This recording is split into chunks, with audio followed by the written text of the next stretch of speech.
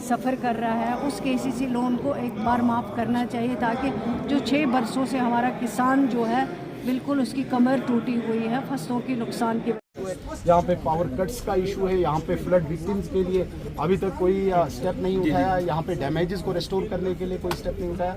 भारत सरकार की तरफ से 1430 करोड़ रुपया प्रॉपरली यहाँ पे ग्राउंड पे एग्जीक्यूट हो, उसके लिए हमारे इश्यूज हैं जो भारतीय जनता पार्टी का विधायक दल बड़े जोर शोर से अंदर उठाएगा, सरकार को अकाउंटेबल ठहराएगा, जवाबदेह ठहराएगा, उनको ये चीजें करनी। NLU की बात की जाए तो उमर अब्दुल्ला का कहना है कि बच्चों को मिसलीड कर रहे हैं, और कल मैंने देखा आप कुछ विधायक हम डिमांड कर रहे हैं, इसमें मिसलीड की क्या बात है?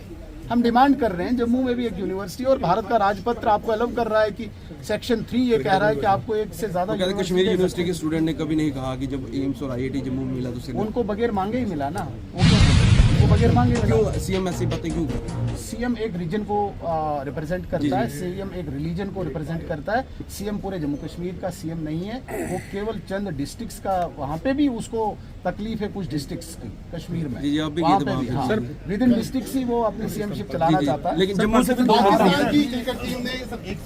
जो देश अलगाववाद की फैक्ट्री है, आतंकवाद की फैक्ट्री है, जब इस देश को समझ आया कि भारत का जो आज पॉलिटिकल विल है, राजनीतिक इच्छा शक्ति है, वो इस आतंकवाद की फैक्ट्री को घर में घुस के ध्वस्त करेगा, नाश करेगा, आज उसे समझ आया कि यहाँ दोहरा चरित्र लेके नहीं जा सकते हम, खेल भी और जंग भी या टेररिज्म भी इकट्ठे नहीं चला सकते। लेकिन नैरेटिव क्रिएट करने की कोशिश तो नहीं कर रहा पाकिस्तान इंटरनेशनल, जिस तरह से उसने ये स्टेटमेंट, मतलब जिस तरह प्रकार का नैरेटिव कि हम लोग विक्टिम है, इस तरह की विक्टिमिज्म तो नहीं करने की कोशिश कर। देखिए, उस नैरेटिव को कोई उसको एक्सेप्ट नहीं करेगा। जिस प्रकार से पाकिस्तान की इमेज पूरे दुनिया के सामने है, वो आतंकवादी देश है, आतंकवाद को जन्म देने वाला देश है।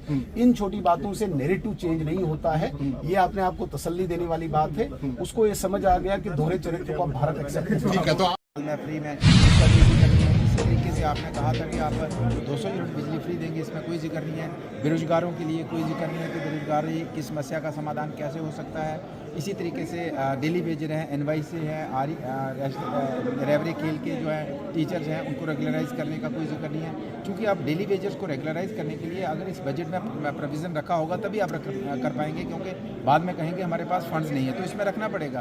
तो आपने कहा था कि 6 महीने के अंदर कमेटी रिपोर्ट देगी और उसके बाद इनको रेगुलर करेंगे, तो इस बजट में कोई उनका जिक्र तक नहीं है। इसी तरीके से बात करें, आपका जो हेल्थ और एजुकेशन डिपार्टमेंट है, आप दूर दराज इलाके में देखिए, आपके स्कूल बंद हो चुके हैं, आपके बंद होने के कगार पे हेल्थ इंस्टीट्यूशंस में, उसमें आपने कोई प्रोविज़न नहीं रखा कि आप किस तरीके से वहाँ स्टाफ प्रोवाइड करेंगे। इस बजट में रखा है आपकी रोड कनेक्टिविटी, और खासकर जम्मू की, और मैं अपने क्षेत्र की बात करूँ चनैनी घोटी की, तो पूरे तरीके से क्षतिग्रस्त है, उसका कोई जिक्र नहीं है इसमें। आपके हेल्थ, आपके इंफ्रास्ट्रक्चर जो है, PHE का इंफ्रास्ट्रक्चर पूरे तरीके से डिमोलिश हो गया, हमारे ब्रिजेस डिमोलिश हो गए हैं, इसमें कोई उसका जिक्र नहीं है। इसी तरीके से अगर आप बात करें, आप दूसरे महकमों की बात करें, तो किसी भी तरह का कोई इस गवर्नर एड्रेस में जिक्र नहीं है। तो इसका ये दिखता है कि ये साल भी सरकार जो है लीपा पोती में और सिर में हाथ फेर के लोगों को निकालना चाहती है, लेकिन हम एज ए अपोजिशन इनको अकाउंटेबल बनाएंगे और जो वादे कि उन्होंने किए उनको पूरा करेंगे। कल क्या बुरा